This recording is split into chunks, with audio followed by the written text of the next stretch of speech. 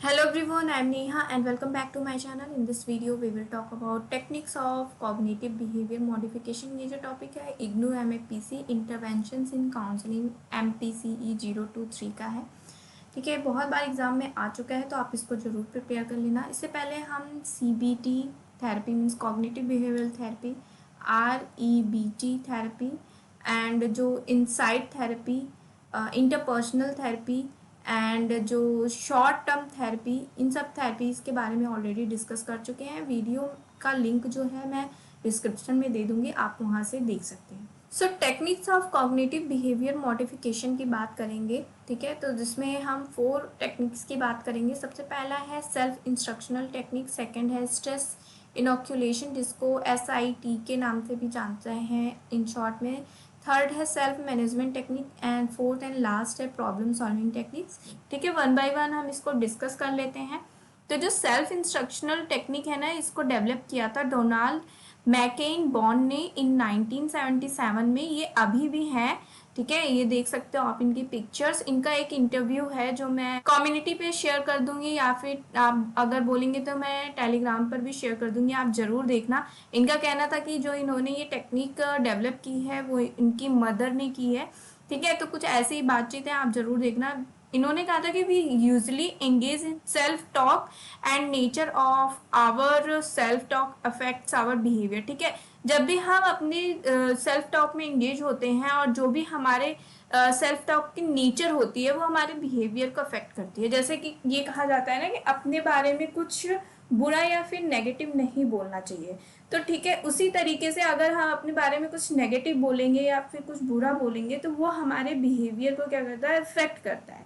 ठीक है, that means कि जो फॉल्टी और इरेशनल वर्बलाइजेशन होती है, रिजल्ट होता है उसका anxiety and other emotional behavioural problems. ठीक है, तो बेसिकली इनकी जो टेक्निक्स है इसकी हेल्प से आइडेंटिफाई किया जाता है जो भी प्रॉब्लम होती है एंड मॉडिफाई किया जाता है the negative unhealthy destructive internal statement to positive statement, जो कि रिड्यूस करता है स्ट्रेस एंड एंग्जाइटी। ठीक है, बेसिकली जो सेल्फ इंस्ट्रक्शनल ट्रेनिंग होती है use successfully to deal with anxiety, fear, addiction, compulsive behaviour, unhealthy eating habits. ठीक है, तो बेसिकली इन शॉर्ट में इनके कहने का मतलब है कि अगर हम अपने बारे में अनहेल्दी नेगेटिव बातें नहीं करेंगे, स्टेटमेंट नहीं देंगे, तो हमारा जो स्ट्रेस और एंग्जाइटी है वो क्या होगा, नहीं होगा। बट वहीं पर अगर हमारा नेगेटिव अनहेल्दी स्टेटमेंट अपने बारे में देते हैं तो उसकी वजह से हमें स्ट्रेस एंड एंग्जाइटी जैसी प्रॉब्लम होती है। तो इस टेक्निक्स की वजह से हमारा जो नेगेटिव अनहेल्दी स्टेटमेंट होती है उसको सबसे पहले पॉजिटिव स्टेटमेंट में मॉडिफाई किया जाता है, जिसकी वजह से रिड्यूस होती है स्ट्रेस एंड एंग्जाइटी।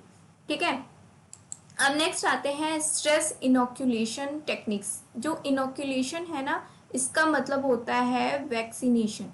जिस तरीके से किसी भी डिजीज के लिए वैक्सीनेशन दी जाती है, जैसे कोविड-19 के लिए वैक्सीनेशन दी गई, ठीक है, सेम वैसे ही ये जो टेक्निक्स है ये स्ट्रेस के लिए वर्क करती है। ठीक है, इसीलिए इसका नाम स्ट्रेस इनोक्यूलेशन टेक्निक्स कहा गया है, जिसको इन शॉर्ट में SIT कहते हैं। इसको भी डेवलप किया था डोनाल्ड ने इन 1985 में। इन्होंने कहा था कि जो complete cognitive behavioural intervention package that make use of, इसको यूज किया जाता है as a intervention for cognitive restructuring, self instruction, self monitoring, problem solving, relaxation training. Self inoculation training prepares the individual in advance to handle stressful events successfully. ठीक है, ये जो training दी जाती है ये प्रिपेयर किया जाता है पर्सन को हैंडल करने के लिए उसके स्ट्रेसफुल इवेंट्स को। ठीक है, तो बेसिकली इन्होंने स्ट्रेस इनोक्यूलेशन ट्रेनिंग में 3 फेजेस बताए थे। सबसे पहला था एजुकेशन, जिसमें क्लाइंट को बेटर अंडरस्टैंडिंग करवाई जाए nature and effect of stress on performance. ठीक है, जो भी उनका स्ट्रेस है, एंग्जाइटी है, उसके बारे में सबसे पहले उनको एजुकेट करवाया जाए। ठीक है, उसकी अंडरस्टैंडिंग करवाई जाए। फिर उसके बाद नेक्स्ट पॉइंट पे आते हैं रिहर्सल, मतलब कि यहाँ पर उनको कुछ स्किल्स एक्विजिशन करवाई जाए, जिसमें से बहुत सारी स्किल्स की ट्रेनिंग दी जाए, जैसे कि emotional self regulation, relaxation, problem solving, cognitive appraisal, cognitive restructuring, communication and socialisation skills को डेवलप किया जाए, बट अकॉर्डिंग टू क्लाइंट। ठीक है, क्लाइंट को जो प्रॉब्लम है उसके अकॉर्डिंग उसको उन स्किल्स को ट्रेन किया जाए, और उसके बाद लास्ट में उस स्किल को, पर्टिकुलर स्किल जो उन्होंने ट्रेनिंग ली है उसको वो अपने लाइफ में अप्लाई कर सके। ठीक है, जब भी उनको बहुत मोर स्ट्रेसर सिचुएशन फेस करनी हो तो उस सिचुएशन में वो उन स्किल्स को यूज़ कर सकें। जैसे कि बहुत सारे लोग ऐसे हैं जिनको बहुत ज़्यादा एंग्जाइटी होती है अगर वो पब्लिक स्पीकिंग करते हैं। ठीक है, तो उस सिचुएशन में रिलैक्सेशन जो टेक्निक्स है, स्किल है, वो बहुत ज़्यादा हेल्प करती है अपने आप को काम डाउन करने की कोशिश करना। ठीक है, तो ये एक एग्जाम्पल था। ठीक है, तो ये है स्ट्रेस इनोकुलेशन टेक्निक्स। ठीक है, अब नेक्स्ट आते हैं सेल्फ मैनेजमेंट टेक्निक्स। अच्छा, सेल्फ मैनेजमेंट स्किल्स क्या होती हैं? Time management, stress management, goal setting and जो प्रायोरिटीज होती हैं किसी की लाइफ में, self discipline, emotional intelligence and decision making. ठीक है, समटाइम्स क्या होता है, ये जो स्किल्स है ना, इसको प्रॉपर तरीके से मैनेज करने में पर्सन क्या होता है, डिससेटिस्फाई होता है। ठीक है, जैसे कि बहुत कम एक्सरसाइज करना, मैं बहुत मोटी हो रही हूँ बट मैं एक्सरसाइज नहीं कर पा रही हूँ। ठीक है, मैं बहुत ज़्यादा स्मोकिंग कर रहा हूँ जो कि मुझे नहीं करना चाहिए, बस मैं मैनेज नहीं कर पा रहा हूँ। ठीक है, इस तरीके की जो सेल्फ मैनेजमेंट होती है ना, प्रॉब्लम्स होती हैं, उसमें ये सेल्फ मैनेजमेंट टेक्निक्स हेल्प करती है। ठीक है, तो इसकी कुछ सेल्फ मैनेजमेंट स्ट्रैटेजी है, जैसे कि environmental strategy, cognitive strategy, behavioural strategy. Environmental strategy में अपने आसपास के एनवायरनमेंट पे आपको चेंज करने होंगे जो कि आपके सेल्फ मैनेजमेंट में हेल्प करेंगे। नेक्स्ट है जो कॉग्निटिव स्ट्रैटेजी है, ये आपके थॉट्स एंड बिलीफ में आपको कुछ चेंजेस करने पड़ेंगे जो कि आपके सेल्फ मैनेजमेंट में आपकी हेल्प करेंगे। और वहीं पर जो बिहेवियरल स्ट्रैटेजी है, ये आप अगर अपने बिहेवियरल कॉन्सिक्वेंसेस को चेंज करेंगे तब आपको आपके सेल्फ मैनेजमेंट में हेल्प मिलेगी। तो एनवायरमेंटल स्ट्रैटेजी में क्या क्या आपको चेंज करने पड़ेंगे जिसकी वजह से आपका जो सेल्फ मैनेजमेंट है उससे आप सेटिस्फाई होंगे। सबसे पहला तो होता है कि जो आपका प्लेस है, ठीक है, जो प्लेस मीन्स कि आपका जो ग्रुप है जिसकी वजह से आपका सेल्फ मैनेजमेंट नहीं हो पा रहा है। ठीक है, तो आप पहले उस ग्रुप को चेंज करें। ठीक है, सिचुएशन, जिस सिचुएशन से आपको प्रॉब्लम हो रही है उस सिचुएशन को अवॉइड करो। ठीक है, एंड नेक्स्ट है जो टाइमिंग आपने डिजायरेबल बिहेवियर के लिए चूज की है, उस टाइमिंग को चेंज कर दो, जिसकी वजह से जो टाइमिंग चेंज होगी तो वो आपके लिए मोर प्रोडक्टिव एंड सक्सेसफुल होगी। अगर हम कॉग्निटिव स्ट्रैटेजी की बात करें तो इसमें आपको अपने बिलीव्स एंड थॉट्स को चेंज करना होता है। तो उसके लिए सबसे पहले आप खुद को सेल्फ इंस्ट्रक्शन दें। ठीक है, जिसमें कि आपको क्या करना है और किस तरीके से करना है। ठीक है, एंड नेक्स्ट है कि आपको सेल्फ प्रेज दें to command oneself for engaging in desirable behaviour. Next है कि जो भी आपका रीचिंग गोल है उसके बेनिफिट्स के बारे में सोचें। एंड नेक्स्ट है कि जो आप गोल सेलेक्ट किया है जहाँ पर आपको अचीव करना है, वो उसको इमेजिन करें कि आपने सक्सेसफुली अचीव कर लिया है गोल, एंड जिसकी वजह से ना आपका जो अनडिजायरेबल बिहेवियर एंगेजिंग होती है ना, वो डिस्ट्रैक्ट हो जाएगी। ठीक है, तो ये कुछ कॉग्निटिव स्ट्रैटेजी के पॉइंट्स हैं जो कि आपको हेल्प करेंगे सेल्फ मैनेजमेंट पे। अब बात करते हैं बिहेवियरल स्ट्रैटेजी की, जिसमें आपको कॉन्सिक्वेंसेज ऑफ अ बिहेवियर को चेंजेस करना होगा, जिसमें जो भी आपका गोल है उस गोल के सिमिलर लोगों से थोड़ा सा बातचीत करें, सोशलाइज्ड हो। ठीक है, जिसकी वजह से आपको सपोर्ट मिलेगा सेल्फ मैनेजमेंट में। वही नेक्स्ट है कि आपका जो भी गोल है उसको आप डेली खुद को रिमाइंड कराएं। एंड नेक्स्ट है कि जो रेनफोर्समेंट रिवॉर्ड दें खुद को, अगर आप डिजायरेबल बिहेवियर करते हैं। ठीक है, डिजायरेबल बिहेवियर करते हैं तो पॉजिटिव रेनफोर्समेंट दें खुद को। ठीक है, अगर वहीं पर अनडिजायरेबल बिहेवियर है तो वहां पर आपको पनिश भी करें खुद को। ठीक है, तो जो आपको आपके सेल्फ मैनेजमेंट में हेल्प करेगा। एंड नेक्स्ट है कि जो भी आप वे चूज कर रहे हैं अपने डिजायरेबल बिहेवियर के लिए, वो थोड़ा इंजॉयबल एंड कन्वीनियंट बनाएं और स्केड्यूल करें specific time to engage in a desirable behaviour जो कि आपके सेल्फ मैनेजमेंट में आपको हेल्प करेगा। ठीक है, तो ये सारे पॉइंट हो गए आपके सेल्फ मैनेजमेंट स्ट्रेटेजी के, आप इसको डेली लाइफ में भी यूज कर सकते हैं।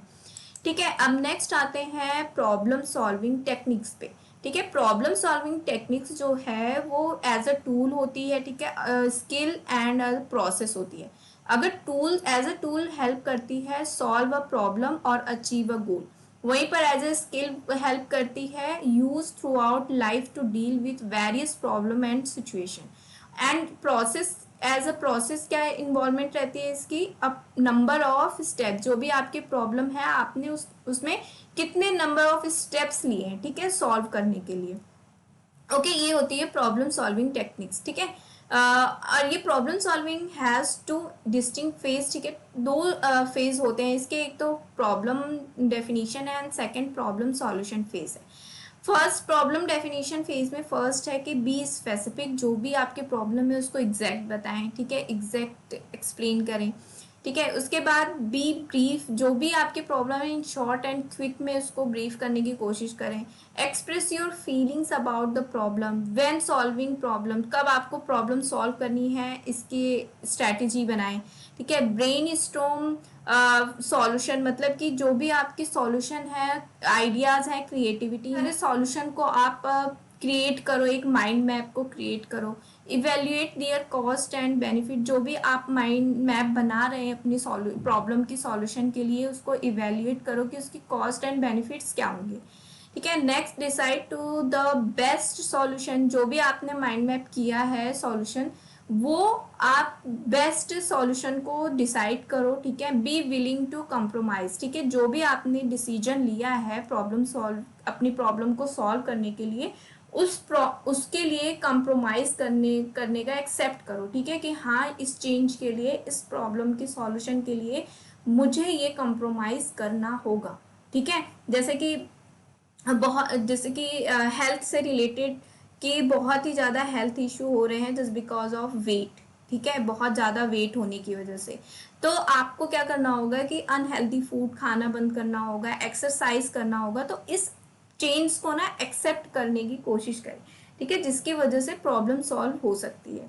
ओके, अब आते हैं प्रॉब्लम सॉल्यूशन फेज। तो प्रॉब्लम सॉल्यूशन फेज में सबसे पहले प्रॉब्लम डेफिनेशन, जो भी प्रॉब्लम है उसको डिफाइन करें।